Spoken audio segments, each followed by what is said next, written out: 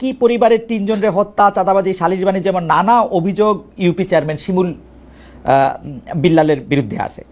মানে মানে সারা দেশে আওয়ামী লীগের রাজনীতিতে জড়িত চেয়ারম্যান কেদের কেউ পলাতক, কেউ জেলখানায়, অনেককে চেয়ারম্যান থেকে বহিষ্কার করা হয়েছে, কিন্তু শিমুল বিল্লাল কিভাবে টিকে গেলেন? এখন এই কথা এই কারণে আসছে যে যে সরি শিমুল সাহেবের যে এইটা আসছে এরকম, সেইটার জন্য আপনার বাবা তাকে শেল্টার দিচ্ছেন, এবং আপনার বাবা তাকে শেল্টার দিচ্ছেন যে ক্ষমতা খাটিয়ে, সেই ক্ষমতার নাম হচ্ছে আসিফ মোহাম্মদ সজীব ভূঁইয়া। আপনি কি একটু বলবেন যে এই একটা নৃশংস অপরাধ? আমি বাংলা ভিশনের যে কি দেখানো হয়েছে সেখান থেকে আলাদা করে আমি যতটুকু জিনিস সম্পর্কে শিওর হতে পেরেছি শুধু ততটুকু জিনিসই আপনাকে বললাম, যে তিনজন, তার হত্যা, চাঁদাবাজি, সালিশ বাণিজ্য, ইউপি চেয়ারম্যান, সে আওয়ামী লীগ আমলে ছিল, সবটা মিলে যদি আপনি এটা বলতেন যে আপনার বাবা তাকে সেটা দিচ্ছেন কিনা, এবং আপনি আপনার পলিটিক্যাল গেইনকে সামনে রেখে আপনার বাবা বিএনপির এগেনস্টে আওয়ামী লীগের লোকজনকে দিয়ে একটা পলিটিক্যাল একটা জায়গা তৈরি করতে চাচ্ছেন কিনা? আচ্ছা, প্রথমত হচ্ছে এই যে আমরা এই সরকার দায়িত্বে আসার পরে, তখন হাসান আরিফ স্যার দায়িত্বে ছিলেন স্থানীয় সরকার বিভাগে, তখন পৌরসভা, জেলা পরিষদ, উপজেলা পরিষদ, সিটি কর্পোরেশন, এই সবগুলো হচ্ছে ভেঙে দেওয়া হয়েছিল অধ্যাদেশ জারি করে এবং পরবর্তীতে পরিপত্র জারি করে। কিন্তু ইউনিয়ন পরিষদ ভাঙা হয় নাই। ইউনিয়ন পরিষদ ভাঙা হয় নাই এই বিবেচনায় যে এতগুলো ইউনিয়ন পরিষদে পরিচালনার মতো যথেষ্ট পর্যাপ্ত, মানে প্রশাসক দেওয়ার মতো পর্যাপ্ত অফিসার আমাদের আসলে ফিল্ড পর্যায়ে নাই। সেই কারণে ইউনিয়ন পরিষদ ভাঙা হয় নাই। এবং ইউনিয়ন পরিষদের ক্ষেত্রে যারা পলাতক ছিল, যেহেতু ভাঙা হয় নাই, অধ্যাদেশ পরিবর্তন হয় নাই, সেহেতু যে কাউকে যে কোনো সময় বের করে দেওয়ার সুযোগ নাই। যারা পলাতক ছিল তাদের ক্ষেত্রে স্পষ্ট উল্লেখ আছে 60 দিন স্টেশনে উপস্থিত না থাকলে তাকে বরখাস্ত করা যাবে। সেই প্রক্রিয়ায় অনেককে বরখাস্ত করা হয়েছিল। কিন্তু শিমুল বিল্লালের ঘটনা আমি পরবর্তীতে খোঁজ নিয়ে যতটুকু জেনেছি, তিনি স্বতন্ত্র প্রার্থী হিসেবে ইলেকশন করেছেন এবং তিনি 5 আগস্টের পরে পলাতক ছিলেন না একদিনের জন্য, তিনি স্টেশনেই ছিলেন। তো নিয়ম অনুযায়ী আসলে তাকে করা হয় নাই। এবং এই যে একটা রিপোর্টে বলা হয়েছে যে সব ইউনিয়ন পরিষদ চেয়ারম্যানদেরকে অপসারণ করা হয়েছে, এটা সম্পূর্ণ মিথ্যা। এই সংক্রান্ত ইউনিয়ন পরিষদ অধ্যাদেশ তখন করা হয় নাই, তখন অ্যামেন্ডমেন্টও করা হয় নাই এবং পরিপত্র জারি করা হয় নাই। ইউনিয়ন পরিষদগুলো আগের মতোই বহাল ছিল। শুধুমাত্র যারা পলাতক ছিল, স্টেশনে ছিল না, যাদের বিরুদ্ধে অনাস্থা এসেছে, আইন অনুযায়ী তাদেরকে অপসারণ করা হয়েছে। আপনি কি বলতে চাচ্ছেন যে জনাব শিমুল বিল্লাল আওয়ামী লীগের রাজনীতির সাথে জড়িত ছিলেন না? আওয়ামী লীগের রাজনীতির সাথে জড়িত ছিল কিনা আমি জানি না, তবে স্বতন্ত্র প্রার্থী ছিল এতটুকু আমি জানি। আচ্ছা, তিনি স্বতন্ত্র প্রার্থী হিসেবে নির্বাচনে জয়ী হয়েছেন যতদূর আমি জানি। এবং শেল্টারের বিষয় যেটা বলা হয় যে ওই যে একটা ছবি দিয়ে হচ্ছে বলা হয় যে শেল্টার দেওয়া হচ্ছে, ওই ছবিটা কিন্তু ওই ঘটনারও আরো অনেকদিন আগের। এবং ছবিটা দেওয়ার সময় খুব ক্লেভারলি ওই যে নিচে যে ডেট লেখা থাকে, অনেক ফোন দিয়ে ছবি তুলে ডেট লেখা থাকে, ওই ডেট এন্ড টাইমটা আসলে কেটে দেওয়া হয়েছে। আমার কাছে ওই ডেট এন্ড টাইম সহ ছবিটা আছে। তো এখানে একটা পারসেপশন তৈরি করা হয়েছে এই জায়গা থেকে। তো ঘটনা আমি স্থানীয় প্রশাসন, পুলিশ সবার সাথে কথা বলে যতটুকু জেনেছি, এই ঘটনাটা যেদিন ঘটে এবং বাদীর স্টেটমেন্টও আমি পেয়েছি যে যিনি ভিকটিম তিনিও বলেছেন যে আগের রাতে 2টায় ওইখানকার যিনি বিএনপির উপজেলা যুগ্ম আহ্বায়ক এবং ওই ইউনিয়ন পরিষদের সাবেক চেয়ারম্যান, তার বাসায় ওই বৈঠকটা হয়, যে বৈঠকে আসলে হত্যার বা হামলা করার সিদ্ধান্ত হয়েছিল। শাহ আলম, তিনি কিছুদিন আগে অ্যারেস্ট হয়েছেন।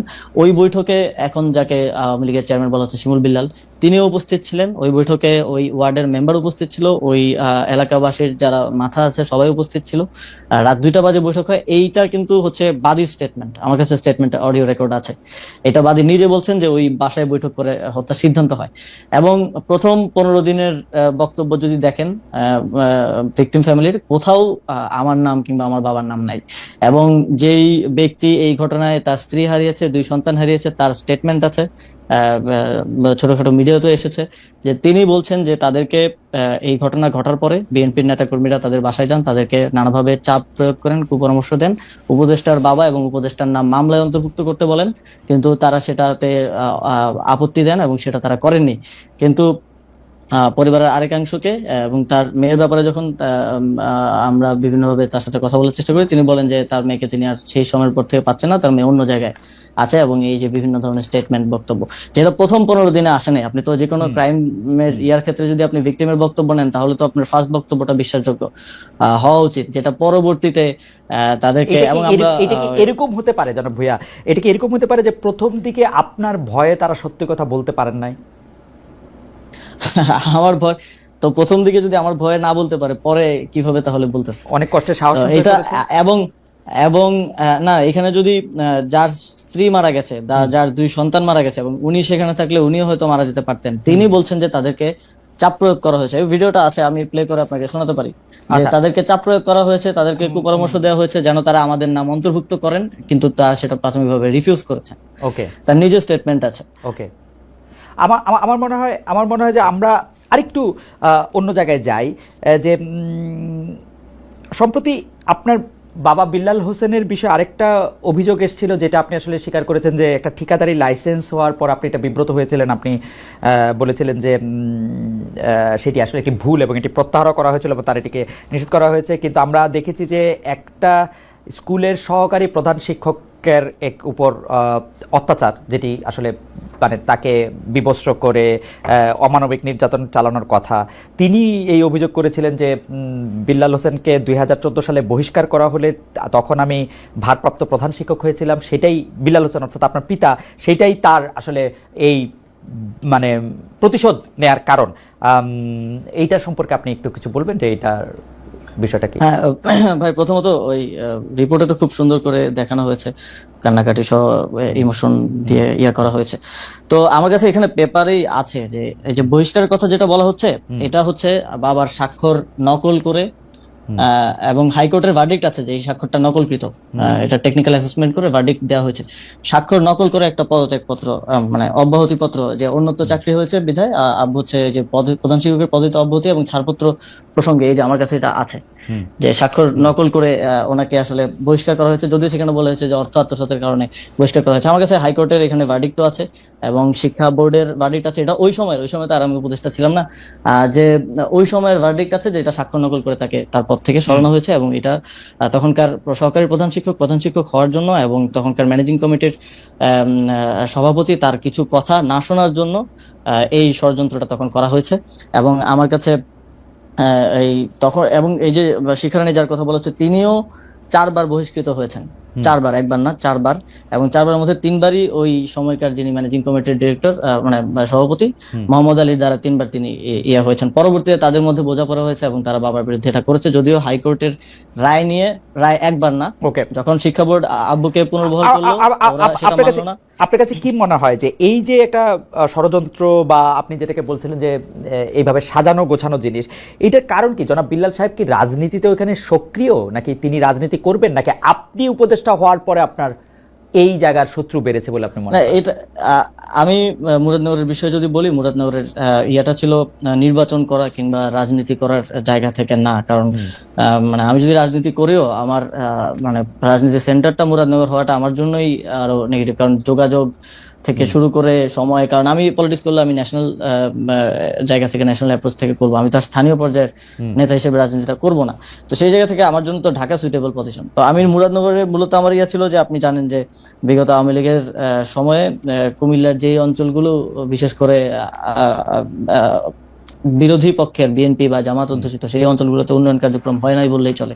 এবং আমার এখানে আমি এসে দেখলাম যে অনেকগুলো কাজ স্যাংশন হয়ে আছে, বরাদ্দ আছে, কিন্তু সেগুলোর কাজগুলো আসলে শুরু করা হয় নাই ওই আঞ্চলিক বৈষম্যের কারণে। আমি সেই কাজগুলা আসলে করতে চাইছি এলাকায়, এবং ওই সংক্রান্ত যেই কার্যক্রম সেটার সাথে ঠিকাদারি নিয়ে মানে ঠিকাদারি সংক্রান্ত টাকা পয়সা, ঠিকাদারি সংক্রান্ত কিছুই না এখানে। আসলে যেই লাইসেন্সটা বাবা করেছিলেন সেটা ছিল জেলা পর্যায়ের একটা লাইসেন্স। এটা মানে অত বড় লাইসেন্সও না, যেটা আসলে এক্সিএন কর্তৃক মানে জেলা ইঞ্জিনিয়ার যিনি থাকে স্থানীয় সরকার, তিনি এটা দিয়েছেন, এবং সেটা আমি অবগত ছিলাম না। রিপোর্ট করার আগে আমাকে সাইর ভাই নক দিয়েছিলেন যে এরকম একটা বিষয় আমি পাইছি, এটা তুমি জানো কিনা। পরে আমি খোঁজ নিয়ে জানলাম যে এটা সত্য, এবং আমি ওনাকে বলার পরে উনি রিপোর্ট করলেন, এবং পরের দিন যথারীতি আমি সেটা, যেহেতু আমি এখানে দায়িত্বে থাকা অবস্থায় এটা স্বার্থের সংঘাত হয়, সেই জায়গা থেকে এটা করা। কিন্তু এটা যদি আমার বাবা না হয় অন্য যে কেউ করার, তো এটা তার মানে স্বাধীনতা আছে, যে কোনো ব্যক্তি হিসেবে তো ব্যবসা করার স্বাধীনতা আছে। কিন্তু আমি এখানে দায়িত্বে থাকা অবস্থায় এটা অবশ্যই স্বার্থের সংঘাত। যদিও আমাদের দেশে কোনো এমপি মন্ত্রী স্বার্থের সংঘাতকে কোনো অপরাধ বা হিসেবে বিবেচনা করে কিনা আমি জানি না। কারণ আপনি যদি এখনো দেখেন আপনাদের প্রধান উপদেষ্টা করেন না, তিনি গ্রামীণের নামে অনেকগুলি জিনিস নিয়েছেন যেটা উনি পরে নিলেও পারতেন, নিজের বাদ দিয়েছেন অনেকগুলা। নিশ্চয়ই আপনার আলোচনা করেন, সেটা ভিন্ন প্রসঙ্গ।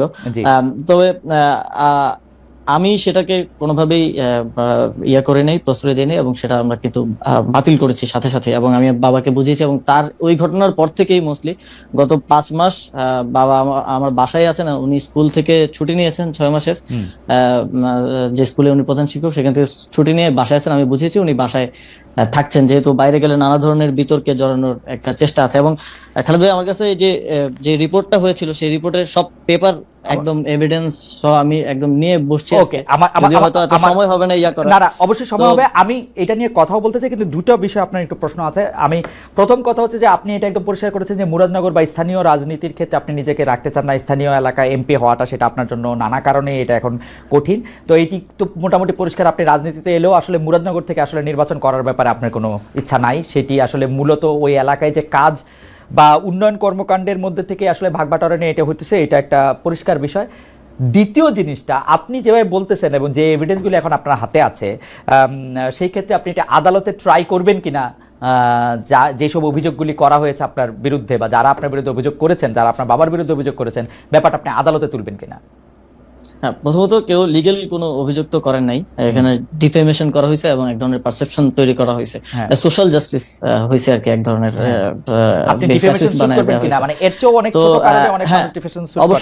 অবশ্যই আমি ডিফেমেশন স্যুট করব, এবং সেই জন্য আমরা সব এভিডেন্স একত্র করেছি। এবং যেহেতু একটা রিপোর্ট হয়েছে, সেটার একটা রিবাটালও আমরা তৈরি করেছি। আমি যদিও ওপেন আহ্বান জানিয়েছিলাম বাংলাদেশের যে কোনো মিডিয়াকে এটা নিয়ে একটা ফ্যাক্ট বেসড ইয়ে করার জন্য। আপনি চাইলে আপনিও করতে পারেন, দুই পক্ষের কথা শুনে, কিন্তু একপাক্ষিক রিপোর্ট করা হয়েছে, দুই পক্ষের কথা শুনে আমাদের কাছে যে এভিডেন্স আছে এগুলো নিয়ে জনাবিশ্বাস একরকম, মানে এটাতে কি বলে, একরকম চ্যালেঞ্জই আমি বলবো। তিনিও তরুণ, প্রায় আপনার থেকে একটু বড় অবশ্য, কিন্তু তিনিও তরুণ, তিনিও একরকম চ্যালেঞ্জ জানিয়েছেন। তো আমরা মনে করি যে এইসব বিষয়গুলি নিয়ে যদি কোনো ডিসপিউট হয় সেটা আদালতে এটার মীমাংসা করা উচিত, এবং সেই ক্ষেত্রে নিশ্চয়ই আপনি উপদেষ্টা, সেই জন্য আপনি কোনো বাড়তি প্রভাব আপনার থাকবে সেটা আমরা মনে করি না। আমরা মনে করি আদালতেই এটির সমাধান হওয়া উচিত, যদি এরকম না। অবশ্যই আমি উপদেষ্টা হয়ে যাই হয়ে আমার তো বিচার চাওয়ার অধিকার আছে, তো সেই জায়গা থেকে এটা আমরা আইনি ব্যবস্থা নিব, এবং সেই জন্য প্রয়োজনীয় সকল ডকুমেন্টস সহ সবকিছু আমরা প্রস্তুত করছি।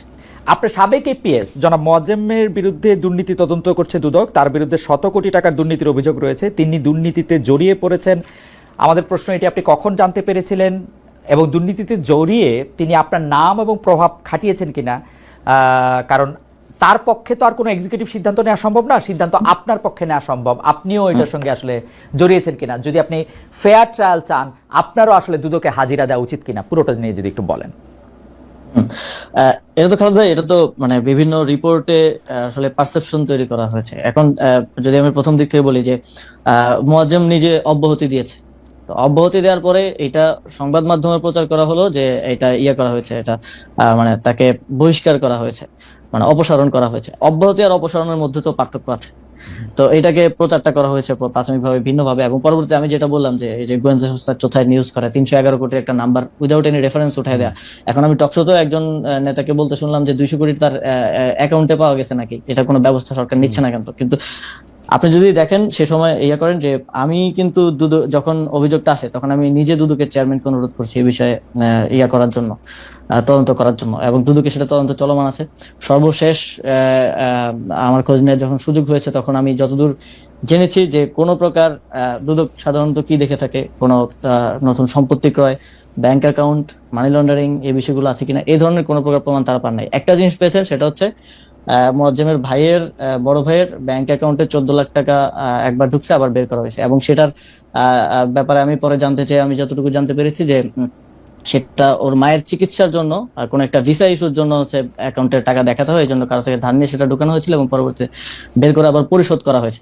তো এটা আমারও দায় বর্তায় যে এটা খোঁজ নেওয়া যে আমার ক্ষমতার অপব্যবহার করে কেউ দুর্নীতি করছে কিনা। সেই জায়গা থেকে কিন্তু দুদককে আপনি মোহন ভাইকে জিজ্ঞেস করতে পারেন, আমি নিজে ওনাকে ফোন করে বলেছি যে আপনি করেন, এবং আমি গোয়েন্দা সংস্থা এনএসআই ডিজিএফআই দুইটাকেই বলছি যে আপনারা এটা নিয়ে অনুসন্ধান করেন, করে আমাকে জানান যে কোথায় আসলে দুর্নীতি হয়েছে। কিন্তু সেরকম কিছু আমরা এখন পর্যন্ত পাই নাই, সেরকম কিছু দুদকেও পেয়েছে বলে আমি সর্বশেষ আপডেট জানি না। অবশ্যই সেটা যেহেতু তদন্ত চলমান আছে, সেটার বিষয়ে রিপোর্ট পাওয়া যাবে, সবাই দেখবে। কিন্তু এটা এই যে রিপোর্ট করে সমানে বিভিন্ন জায়গায় মিম বানিয়ে বা ফেসবুক পোস্টে একটা পারসেপশন যে তৈরি করা হলো যে এপিএস দুর্নীতি করছে মানে উপদেষ্টাও দুর্নীতি করছে। আজ পর্যন্ত দেখেন আমাদের এত সার্ভেলেন্স হয়, এত কিছু লিক হয়, এত মানে ভিডিও চলে যায়, এটা চলে যায়, ওটা চলে যায়, আজ পর্যন্ত আপনার কি মনে হয় না যেরকম কিছু করলে মানে ইয়ার দুর্নীতির প্রমাণ কিংবা বা দুর্নীতি করে থাকলে অর্থ তো মানি ম্যানেজমেন্ট, এটার কোনো প্রমাণ না, সামনে আমি আসার কথা? আমার অবশ্যই মনে হয়, ভালো প্রশ্ন করছেন আসিফ, আমার কাছে মনে হয়, কিন্তু আমি মনে করছি আপনি তো একটা দুর্দণ্ড প্রতাপশালী উপদেষ্টা, আপনি এগুলি চাপাও দিতে পারেন।